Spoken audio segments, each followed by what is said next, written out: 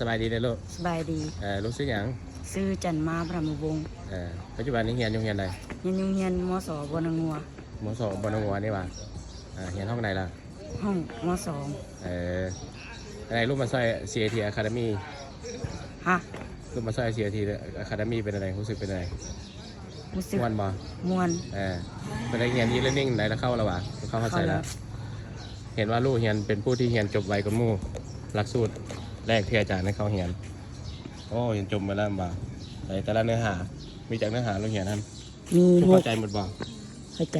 ฮะเข้าใจเหมือนบ่ผู้วิธีนำไซส์แล้วบ่พออาจารย์เดี๋ยวหลักสูตรใหม่ให้เขาเรียนอะไรผู้ใดที่เรียนจบก่อนนะพร้อมเรียนบ่เบิ่งดูหลักสูตรใหม่เป็นหยังดูติ๊กเขาเบิ่งหลักสูตรใหม่เป็นหลักสูตรเรียนนั้นกลับคืนไปหน้าหลักรถไปหน้าหลักหน้าหลักเนี่ยมันจะมีหลักสูตรอย่างหลักสูตรในเอกสารให้บอกเอกสารออนเฮ็ดเอกสารทางการแบบออนไลน์โดย Google Doc Google Sheet อะไรเนี่ยตัวนี้อ่านบอกนี่ตัวหลักสูตรนี่นะติ๊กเข้าไปเบิ้งให้นะมันไปเบิ้งเนื้อหาเบิ้งมันมีจากเนื้อหาอ่านบอกมันจะมีจากเนื้อหา13เนื้อหาต่อไปเราจะได้เข้าหลักสูตรนี้เด้ออาจารย์